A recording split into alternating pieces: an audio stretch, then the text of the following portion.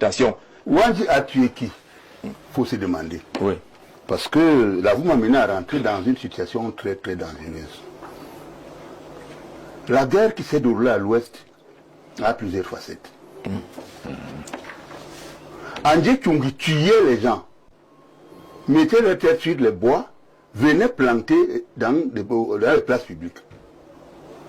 Alors, je préfère qu'on reste sur Wandjé. Non, on ne peut pas rester sur Wandjé. Dites que Wandjé a tué et on laisse celui qui tuait. Et mettons sur une fourche pour venir planter au marché. D'accord. Parce que celui-là a deux choses. Après la barbarie, il y a la sauvagerie. Oui. Moi, je voulais développer une... Et l'arrogance. Oui, on veut bien comprendre de la mise à mort de Ernest Wandjé, que d'aucuns ont considéré comme grand bandit, comme héros, ainsi de suite. Est-ce que vous étiez proche d'Ernest Wandjé? Est-ce que vous pouvez nous dire exactement ce qu'on devrait retenir de celui-là? Quand quelqu'un dit que Ernest Wandjé était bandit, moi, il dit qu'il faut l'excuser parce que c'est des petits politiques. D'accord. Vous restez dans l'histoire. Ils ne connaissent même pas le Cameroun. Mais quand je suis là, ils doivent prendre les plumes. C'est ce qu'on va faire. On va tous prendre les notes. Il faut qu'ils prennent les plumes pour comprendre ce qui s'est passé. Oui. Quand tu dis que Ernest Wandjé est bandit, ça voudrait dire que tu dis qu'Aïdjo est bandit. Parce qu'il n'y a qu'un bandit qui peut tuer un autre. Mais je n'ai jamais vu ici-bas un bandit qui tue un chef d'État. Ou bien qui fait partie d'un chef d'État du pouvoir. C'est Wandjé qui a fait partir Aïdjo du pouvoir. Comment ça? Ah, voilà. C'est ça qu'on ne dit pas au Camerounais. Comment ça? Oui. Dites-le nous. Monseigneur Logmon dit à Aïdjo, je t'apporte Wandjé. Puis c'était chez Wandjé. Ils se font des amis. Maintenant, Logmon mijote encore un autre plan. B. Il faut assassiner Aïdjo. Voilà. Mais c'est même pour ça qu'il faut que le Cameroun apprenne son histoire. Ah oui. Alors, Ndogmo dit à Aïdjo, oui, Wandjé, mais il faut venir aussi au sacre de mes prêtres, que je vais sacrer en Colossone. Il s'en va prendre Wandjé, il lui dit, je vais te faire exfiltrer. Il le laisse dans une cafetière en Banga. Il revient à Yaoundé pour le sacre des prêtres, sachant qu'on va abattre Aïdjo, parce que ça c'est l'assassinat. Il ne pouvait même pas faire un coup d'État. Parce que même s'il tuait Aïdjo, on ne pouvait pas prendre le pouvoir. Oui. Mais lui, son problème, c'était ça. Arrivé donc à Yaoundé, le grand frère Limier Pondi est au courant de la situation. Les réunions se passent à Douala, à l'hôtel des Palmiers, chez le vieux Takala. Le jour du sacre, Pondi dit à Aïdjo, non, tu ne peux pas bouger. C'est mauvais là-bas. Il descend lui-même avec ses braves garçons. Il trouve qu'on a déjà fait tout ce qu'il faut. Bon, on attend seulement que le président arrive pour qu'on commence les bénédictions. Il commence à fouiller les prêtres. Les tables Gabriel, les Lambeau le courant, enfin, ils avaient les noms là. Les Njaseb Mathieu, etc. On les trouve avec des armes, armés prêts à tirer. On le prend, on prend donc les autres, c'est-à-dire les Takala et autres et tout. Tout à fait. On le prend. Entre-temps, en Banga, Wandjé qui lui est quelque part n'est plus ravitaillé. Il voudrait chercher quelque chose à manger, il s'en va chercher le champ de manioc pour prendre quelques tubercules. Il trouve une femme. La femme lui dit, mais vous sortez d'où? Il dit, non, j'ai besoin, j'ai faim, j'ai besoin. La femme retourne au village, elle prend la nourriture et vient servir à Wandjé. Elle retourne au village pour dire à son mari qu'il y a quelqu'un là-bas. Je ne sais pas c'est qui. Son mari arrive donc avec elle, lui reconnaît Wandjé. Il l'amène au village, on le conduit à la gendarmerie. Pendant ce temps, Ndogmo est arrêté. Oui. Avec ces gens. Le procès s'ouvre. Les enquêtes et tout. Mitterrand part de France, avocat international. Il a fait un avion de transport ou un avion. Il arrive à Yaoundé, Adio lui dit tu n'atterris pas. François Mitterrand? Oui. Avocat. Avocat international. Le président français, non.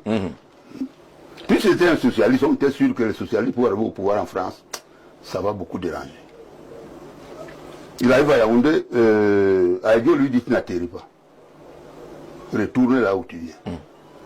Il repart, il atterrit au Gabon, il se ravitaille, il rentre en France. Avec une grosse humiliation. Il n'est même pas descendu d'avion. Bon. Maintenant, ça fait peut-être 9 ans. 10. Ou 10. Puisque on est 71, du coup on est en 81. 81. Mitterrand devient président. Il règle ses comptes. D'accord? Et il dit à Aïdjo, tu vas partir. C'est pourquoi il dit que c'est Wandé qui Là, on voit le enlève. lien. Finalement, on voit le lien. C'est l'affaire Wandé qui enlève Aïdjo. Aïdjo entre au pouvoir, perd le pouvoir parce qu'il a humilié Mitterrand dans le procès de Wandé. On a déduit que c'est Wandé qui a enlevé Aïdjo au pouvoir. D'accord, on voit le lien. Alors, dès qu'Aïdjo arrive en France au pouvoir, le tout premier chef d'État a été appelé à l'Élysée, c'était Aïdjo. Il lui dit, je crois que tu peux partir. Il n'avait pas oublié, il a la tu as tué. Parce que s'il ne tuait pas Wandé, Mitterrand allait le laisser. Mais non seulement il a refusé l'atterrissage à Mitterrand, mais il a encore tué son homme, Wandé. Donc je dis ça parce que on a l'idée d'aller se brosser au Cameroun. Brossez-vous d'abord avant de prononcer le mot. Et observez que Paul Biya ne le prononce pas. Voilà. Permettez qu'il continue. Alors, c'est pour cela qu'on a beaucoup de chance de l'avoir. Alors, Aïdi Aïdjo, tu dois partir. Aïdjo comprend qu'il est fini. Il tourne le dos. Et il met sur son dos le club de la presse du tiers-monde. C'était dirigé par Hervé Bourges, qui arrive ici à Yaoundé. Dans son éditorial, il fait comprendre au Cameroun et au monde entier que Aïdjo doit partir. Parce qu'il a dit, à la fin, que la succession de ces véritables symboles de l'unité semble ouverte à l'horizon 85 et s'annonce fort délicate. Dans son éditorial? Oui. Il y avait Hervé Bourges, directeur adjoint de Jeune Afrique. Qui a dirigé finalement Hervé Bourges l'école de journalisme au Cameroun. Au Cameroun. Oui. À l'époque, il était directeur de Radio France Internationale. D'accord. Il y avait Paul Madlagor du Figaro, Christian Cassiran et tout son mot. Jean-Claude Autou, directeur adjoint de Jeune Afrique qu'on appelait Siradou Diallo. C'est vrai, Aïdjo a tenu le coup parce que il a répondu aux questions improvisées. Des questions difficiles. On n'a seulement pas du temps. Je pourrais vous brosser quelques questions, mais on aura le temps un jour. Non, on aura le temps. On va vous inviter spécialement pour aller en profondeur. Alors, Aïdjo comprend que là où je suis là, je dois partir. C'est comme ça qu'il démissionne. Voilà pourquoi je vous dis que c'est Wandé qui a fait partir Aïdjo. Et c'est cohérent. Alors, ce qui Mais fait débat c'est pas ça seulement qui est cohérent. Ce qui fait débat Non, c'est qu'il faut compléter. Compléter. C'est grâce à cause de Wandé qu'Aïdjo perd le pouvoir. Mais il y a mieux. C'est grâce à Wandé que Biya le gagne. Il faut que l'Indi sache. Oui. Biya donne le pouvoir à la mort et au procès de Wandé. Parce que ce procès de Wandé aboutit au limogeage d'Aïdjo 10 ans après par Mitterrand. Comme il a fait ça à Mitterrand, Mitterrand l'élimine. Et comme Mitterrand élimine Aïdjo, il relève Biya. Oui, D'où est-ce que tu peux venir parler d'un type comme ça? D'accord. Ce qui fait problème. C'est que tu es maudit. Tu cherches ta mort. Oui, pour ça, c'est qui fait problème. Même Biya peut-être selon l'entendement populaire, dans ceux qui prennent sur eux de raconter avec leur mot cette histoire, ils disent que Wandé a été un héros dans la lutte, mais après on ne comprend pas pourquoi il s'est retrouvé encore dans la brousse et accusé d'assassinat et autres, ce qui fait de lui qu'il a été héros au départ et puis finalement Makiza ou bandit à la fin. En tout cas, il vous a donné le pouvoir que vous mangez à Jean-Jacques. D'accord. D'accord, vos cravates, vos vestes là, c'est grâce à ce que Wandé a donné à Biya, que Biya vous donne. Taisez-vous. D'accord, continuez donc. Mangez sans parler. Cette parenthèse elle est fondamentale. Permettez qu'il donne quelques éléments là-dessus. Et est-ce que c'est une mauvaise interprétation? Wandé a tué qui? Il faut se demander. Oui. Parce que là, vous m'amenez à rentrer dans une situation très très dangereuse. La guerre qui s'est déroulée à l'ouest a plusieurs facettes. André Tchungi tuait les gens, mettait leur tête sur les bois, venait planter dans les places publiques. Alors, je préfère qu'on reste sur Wandje. Non, on peut pas rester sur Wandje. Dit que Wandje a tué et on laisse celui qui tuait. Est-ce que et mettons sur une fourche pour venir planter au marché. D'accord. Est-ce que d'accord? Parce que celui-là a deux choses. Après la barbarie, il y a la sauvagerie. Oui. Moi, je voulais développer une... Et l'arrogance. Oui, on veut bien comprendre ceux qui interprètent le rôle d'après-indépendance comme étant une activité qui n'avait plus lieu d'être. Wandje a répondu à Aïdjo qu'il ne peut pas sortir du maquis parce que c'est le régime néocolonial qui l'a mis là. Et s'il sort, il va l'humilier. Il a écrit noir sur blanc. Donc il y était pour se protéger d'abord. Pour se protéger. Et enfin, pour mener un combat et arriver au pouvoir. Naturellement, s'il ne tuait pas Wandje et qu'il y a Mitterrand arrivé au pouvoir, il allait faire partie toujours le même Aïdjo pour mettre Wandje. Il le savait. D'accord. On peut comprendre pourquoi est-ce que de la bouche de la femme d'Aïdjo, Feu Germaine Aïdjo, elle disait que lorsque la question a été posée au président Aïdjo, pourquoi tuer Ernest Wandje, il a dit parce que les deux, effectivement, comme il disait, Ndongo avait été arrêté, en même temps que Wandje, il disait que Ndongo, je le renvoie, n'est-ce pas, je le renvoie à Rome. Mais Wandje, j'ai beaucoup de respect pour lui, c'est pour cela que je vais le fusiller. Ça, c'est ce qu'il disait. Oui, c'est ce qu'il disait. La vérité, c'est que, en réalité, ce qui est vrai, c'est que le Vatican a fait pression sur la France. Tout à fait. Pour Ndongo. La France a répercuté sur Aïdjo. Et ce même Vatican n'a pas fait pression pour Wandje. Par contre, la France a donné l'ordre à Aïdjo. C'est un ordre de tuer Wandje. L'ordre était si dur que c'est Focard. Et pour que Focard soit sûr que Aïdjo va le faire, il est venu rester à Libreville.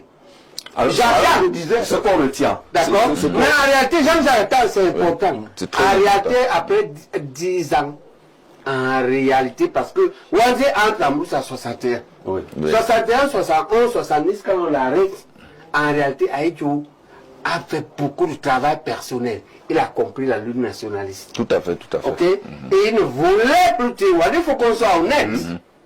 En 70, Aïdjo ne veut plus tuer Wandje.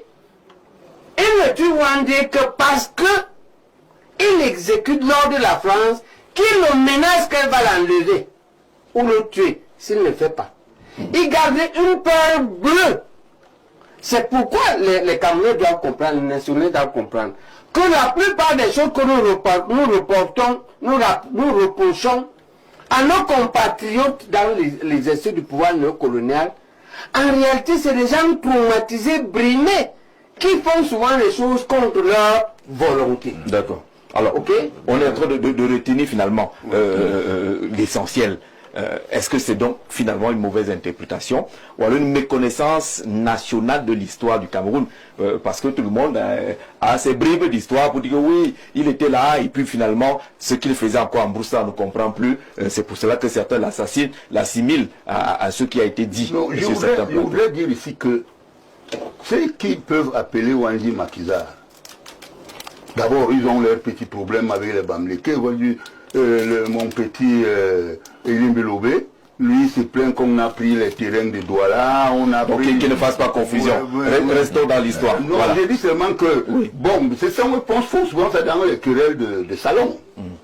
Dans les parlons de salon. Mais l'histoire était tue. Et que dit cette histoire clairement? Bon, Wandje est resté sous maquis. Il travaillait sous maquis. D'abord, il n'était plus en contact avec les autres maquisards, puisqu'il se cachait. Donc on ne pouvait plus donner les ordres là-bas de peur qu'on sache où il se trouve.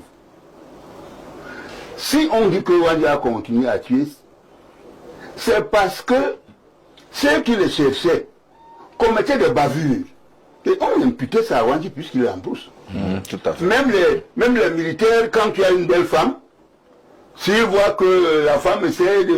on te zigouille, et puis on prend sa femme. Et on accuse Wandje. C'est ça la réalité. On brûlait même les maisons, on disait que c'est Wandji. Quelqu'un qui est en brousse, qui se cache. Il vous dit, allez me brûler les maisons, ça lui sert à quoi? Et je vous dis une chose. Pendant son procès, parce qu'on lui a collé le coup d'État, on lui a collé le coup d'État dessus.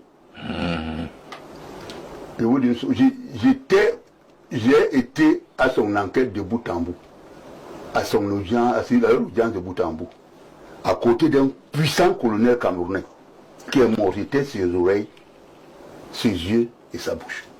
Donc je détiens tous ces procès-là. Tout ce qui s'est passé.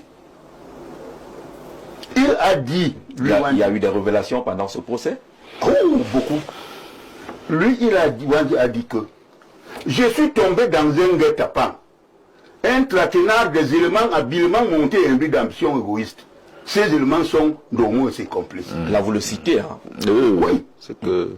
Et Fauchivé lui avait posé la question, quels sont les complices de Ndongo, de Ndongo? Il a dit à Fauchivé, quand je suis instituteur, directeur de l'école publique de Kongsamba, vous, Fauchivé, vous étiez agent au commissariat spécial de la même ville. Si je m'aurais voulu me faire désolé, vous m'auriez pu, aujourd'hui sur le dia, ne prêtez pas votre langage. Vous connaissez les complices de Ndongo, de Wandji plus que moi. Parce qu'ils sont dans vos poches. Et je viens d'apprendre que votre coup d'État ici, dans vos locaux. Tout le monde le sait, hein. Même le président qui est au pouvoir. Il était là. Tout à fait. En réalité, parce qu'on veut exécuter l'ordre de Focard, qui est à Libreville, attend qu'on tue Wandji pour rentrer et aller préparer la première visite de Pompidou au Cameroun. Tout à fait, c'était Pompidou. Et cette visite de Pompidou a pour but ouvrir le pétrole de Bakassi, exploiter le pétrole. Donc cette affaire est une affaire de pétrole. D'accord, saluons Lazare Nolga. C'est ça la vérité. C'est ça, Lazare Nolga. C'est ça l'histoire. D'accord, merci professeur. Vous êtes membre du comité directeur de l'Union des populations de Cameroun. Merci de nous retrouver sur le plateau. Vous n'aurez pas beaucoup de temps sur le sujet d'entrée, puisque le sujet phare c'est cette présidentielle qui est à venir. Mais on voulait rapidement passer par l'histoire, restituer les Camerounais par rapport à cette histoire d'Ernest Wandji. Je crois que vous êtes d'accord avec les récits qui sont faits ici. Très d'accord. Vous avez vécu cette histoire, vous avez rencontré les témoins de cette histoire? J'ai trouvé réellement mon papa vivant que je venais d'enterrer, ça ne fait pas encore 2 mois. Lui, il a vécu cela? Il a vécu, il était parmi ceux-là. Qu'est-ce qu'il dit de Ernest Wandji? Ernest Wandji, les accusations, je dis, mes années politiques ont tout dit, ce n'est que la confirmation. De nos jours, moi, je ne peux que bouleverser cette vapeur pour parler de l'instant là où nous-mêmes, nous nous habillions des habits coloniaux. Parce que réellement, quand tu tortures toi-même, attends-toi à cette injure. Nous sommes en train de nous injurier. À partir du moment où un parti historique comme l'UPC garde réellement en soi des ennemis facteurs de la représentativité coloniale, où en sommes-nous? De qui se moque-t-on? Apparemment, nous avons vécu des plaintes déposées par l'UPC. Et nous tous, nous connaissons les verdicts. Et aujourd'hui, ces délinquants politiques sont en train de continuer à bazarder l'UPC dans des nasses et remettre pour des intérêts égoïstes. Là, nous sommes déjà de plein pied dans le sujet sur la présidentielle. Oui, parce que la candidature de Jean Bec, forcément, on parlera de ces procès et parfois des textes qui viennent de l'administration territoriale.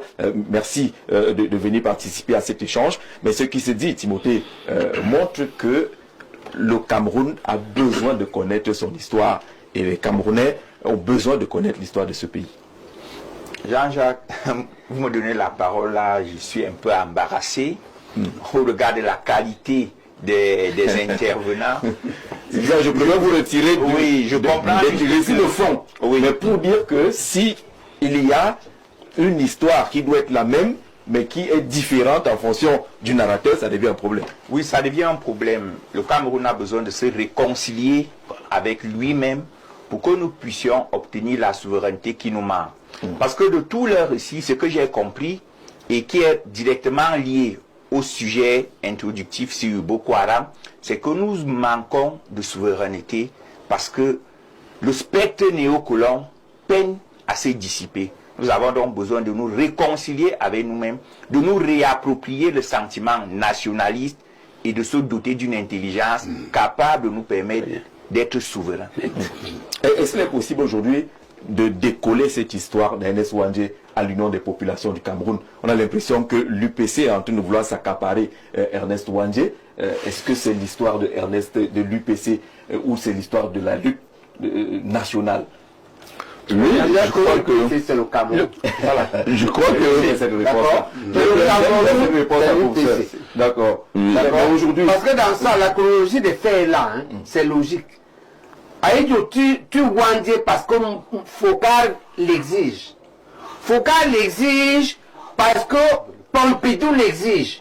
Pompidou l'exige parce qu'il veut venir au Cameroun. Et il vient après. Et Pompidou veut venir au Cameroun parce qu'il veut avec Aïdjo ouvrir les puits de Bakassi. Et Pompidou veut ouvrir les puits de Bakassi parce que De Gaulle a échoué 3 ans avant à ouvrir les puits d'à côté et par la guerre du Biafra. voilà. D'accord. Bon. Parce que c'est De Gaulle qui provoque l'affaire du Biafra qui est un échec. Et comme il a échoué là-bas, parce que là-bas il provoque la sécession. Et dit au Biafra que il faut vous séparer du Nigeria, vous aurez tout le pétrole. Quand il a échoué dedans, quand De Gaulle échoue dedans, Pompidou qui le remplace veut faire le compteur au Cameroun. Il dit à Idjo unifie. Là-bas, il voulait séparer, ici, il veut unifier ce qui était séparé. Là-bas, il voulait séparer ce qui était uni. Ici, il veut unifier ce qui est séparé parce qu'à ce moment, on a 2 États fédérés. Et du force la fédération, et du force. Parce qu'après, quand Pompidou tourne, il a fait son unification du 20 mai 1972. Voilà le fond d'avoir fausse unification. En réalité, l'affaire derrière, c'est qu'on veut le pétrole de Bakassi. Parce qu'on a raté le pétrole de Aqua Ibon, le delta du Nigeria. oui. Est-ce que vous voyez? Donc, la France coloniale, c'est le monstre de l'Afrique. Voilà le fond de l'affaire. La France coloniale. Au moment où la France prétend qu'elle veut faire la paix avec le Cameroun et l'UPC.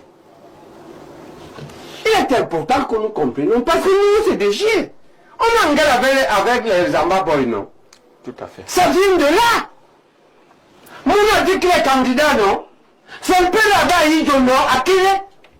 Il nous a expliqué comment. Qu'il nous dise au moins comme moi j'avais 20 ans, parce que dans 52, j'étais en terminale à New York. Et on va discuter maintenant qu'en terminale, tu ne comprenais pas. Parce qu'il vient dire là, dans vos montages du Cameroun, que le candidat de l'UPC. Tu es le candidat du parti dont ton père a été complice à la fusillade publique à Bafoussam du leader. Pour ça, quand ton père est dans la fusillade publique, je vois, non, on pour ça, je ne vais voter pas, je meurs. Je meurs. Les opérations. D'accord. Est-ce que vous les accepter un gars comme ça? La question, non. Vous aurez le temps de parler de la peut-être. On n'est pas bon à ce sujet-là. Le nationalisme camerounais, le nationalisme camerounais commence effectivement par le syndicalisme qui arrive en 1948, lorsque effectivement les communistes, donc Sokodo, de Gaston Donat, ceux qui sont venus former les premiers UPC, parmi lesquels Oumniobé, effectivement, parce que ce sont les communistes français, quand ils sont venus pour former les Camerounais pour le syndicalisme, c'est là où ils ont repéré que le Mpodol Oumniobé était très intelligent, c'était un monsieur très intelligent, et ils ont su très vite que c'était lui qui allait, n'est-ce pas, conduire le syndicalisme camerounais, après que après quand ils ont réorganisé, quand on a réorganisé, n'est-ce pas, l'UPC. Alors ce syndicalisme qui donne naissance au nationalisme camerounais, avec le premier parti, l'UPC, qui est vraiment le premier parti qui a défendu les droits des Camerounais. C'est l'histoire, on ne peut pas faire non, on ne peut pas faire autrement, on ne peut qu'accepter l'histoire du Cameroun avec cette lutte qui est arrivée, n'est-ce pas, jusqu'en 1980 et qui continue de nos jours, puisque le professeur Baïbek est là, les autres UPCistes sont là. Mais il faut dire effectivement aussi que l'UPC, il y a d'autres nationalistes, parce que lorsque le président Ahidjo se rend compte d'un certain nombre de choses, il a quand même, n'est-ce pas, la fibre nationaliste. C'est pour cela qu'il bâtit, quand il a le pouvoir, il bâtit l'État du Cameroun, il édifie l'État du Cameroun, il est dans la construction, n'est-ce pas, de l'unité nationale. Il travaille pour le bien des Camerounais, et il va travailler, ça veut dire que jusqu'à la suite, c'est quoi? C'est que c'est continuateur, donc le président Paul Biya, et qui est également, n'est-ce pas, un nationaliste. Et, il faut le dire, hein, plus tard, parce que lorsque on évolue, je veux même ajouter que lorsque dans les années 92, le comportement du président John Frundi, il s'est comporté comme un nationaliste également, parce que il avait, n'est-ce pas, un certain nombre de prétentions, il a choisi, n'est-ce pas, les voies d'apaisement. Oui, donc le nationalisme se vit, et le nationalisme est véritablement l'amour que chaque Camerounais, n'est-ce pas, peut avoir pour son parti, et la préemption, n'est-ce pas, du patriotisme que chaque Camerounais, n'est-ce pas, peut avoir sur les autres partis. Je crois que si le syndicalisme, si le nationalisme est né effectivement chez les UPCistes, il faut nous dire que les UPCistes ont pu partager ça dans le temps avec les autres courants politiques qui sont nés et qui accompagnent, qui au jour d'aujourd'hui, n'est-ce pas, se trouvent dans le landerneau politique, n'est-ce pas, du Cameroun.